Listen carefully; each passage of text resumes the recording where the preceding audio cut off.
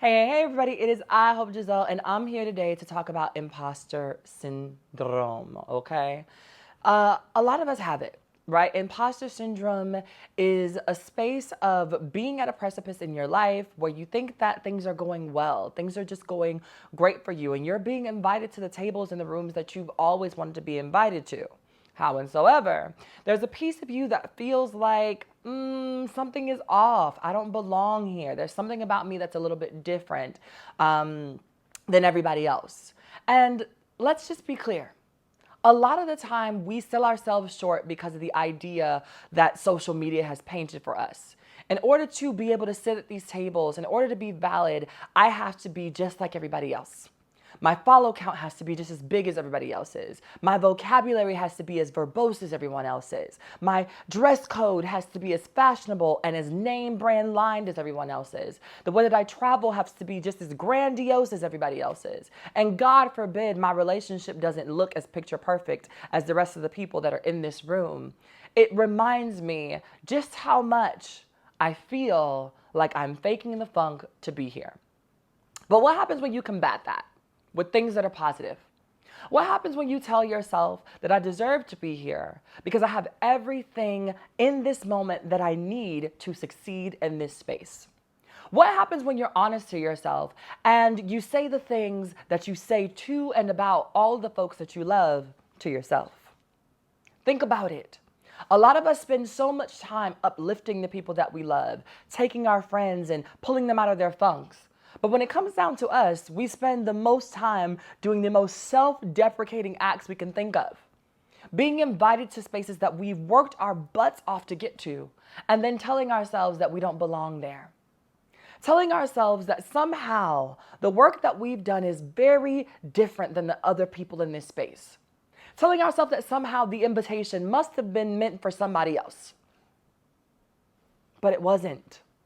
Imposter syndrome is a real thing, and we all go through it, especially at the ebbs and flows of our beginning stages of whatever career path you've chosen. We tell ourselves that we're not good enough. We tell ourselves that our voices aren't strong enough, that our writing isn't deep enough, that whatever our artistry looks like isn't going to translate to the rest of the crowd. And that's simply just not true. The thing about imposter syndrome is that it sneaks up on you. It's not something that you realize that you have or something that you're even realizing that you're into or delving deep inside of until it whacks you in the face on the eve of one of your most greatest accomplishments. And you let it because you feel like you deserve it. You feel like there's something in you that doesn't deserve to feel good about that work. There's something in you that doesn't deserve the break that is celebrating the artwork and the time that it took to create it. And so you turn into this self-deprecating demon that tells everybody about all of the flaws in the work that they're complimenting. You tell everybody about that one little scratch in the bottom of the picture that nobody noticed until you pointed out. You remind folks that your voice cracked during that one note. You tell people that you forgot your lines for an entire scene, even though no one noticed. You remind people of the you, the version of you at least, that no longer exists. That version of you that seeked perfection before anybody was able to lay eyes on your work. You deny yourself the ability to grow from the person that you started out as, the person that was too afraid to let your mom see you in your glory. The person that wouldn't let their partner listen to that poem before they presented it anywhere. The person that was too afraid to let their best friend in on the fact that they got the starring role in that play. And it's all because of the hustle mindset that we have. Doing the work is not about burning yourself out and then never sharing the art with anybody. Doing the work is about being able to be celebrated and getting into those rooms that you feel like such an imposter in. When I was coming up, when I decided that activism and advocacy was going to be my thing, when I decided that I was going to use my voice, there were so many times that I was invited into spaces with people who were amazing speakers. And I would tell myself, I don't know if I could hold a candle to these folks. I'll tell y'all a little story. Recently, I was approached by a managing firm, specific for managing all types of speakers from all around the world for different titles or topics and subject matter and all of those things. And when I had my interview and they told me that they wanted to take me on as a client, I was ecstatic. I was over the moon because I thought that it was just some little agency, some random firm that just saw me and saw the things that I was doing and just wanted to celebrate that in whatever small way that they could. That was until I looked on the website and saw who else they were representing. They had folks like Tamika Mallory and Charlene Carruthers and so many other people that I looked up to. People that I've modeled some of my best work and speeches after were on this list. And here I was now about to populate this website and this booking agency with some of my faves.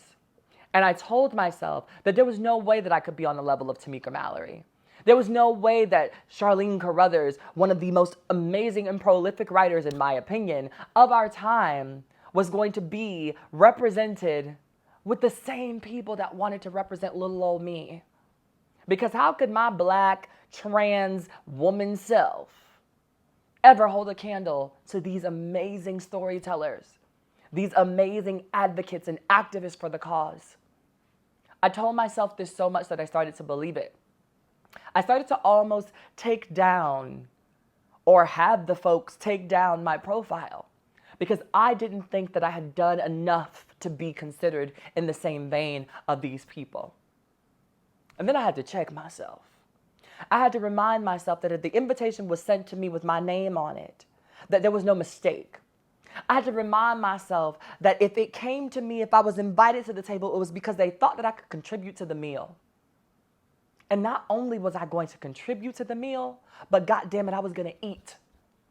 I spent year after year after year feeling unappreciated for the work that I was doing.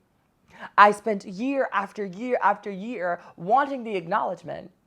And here it was, right in my face, staring me boldly, looking at me with all of the grace and the flowers that I had been desperately needing to continue to do this work. And here I was presented with the opportunity, but I wanted to complain.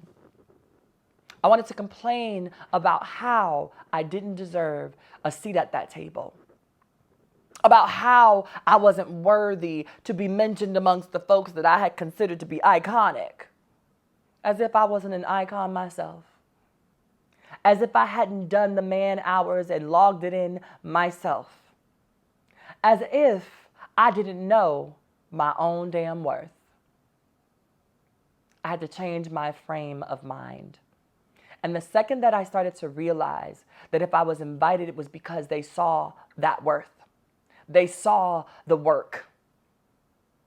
And that I deserved to be celebrated because of it, was the second that I realized that I was no longer an imposter at the table pretending to be somebody that I wasn't.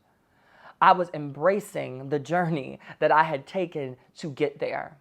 And I was enjoying the fruits of my labor. I was enjoying being mentioned amongst the folks that I felt were iconic because it meant that to some people, somewhere, whether I knew it or not, I was that icon. I got to revel in the fact that my voice touched someone so deeply that they felt the need to pedestal me with people that I had pedestaled in my career. And I say all of that to say this. If you're fighting with yourself about how you want to show up, if you're trying to understand why you were invited to the event, if you're trying to figure out what about you made these people feel whatever they're feeling enough to keep you around, look no further. Open up that notebook. Take a look at that demo reel. Listen to that EP.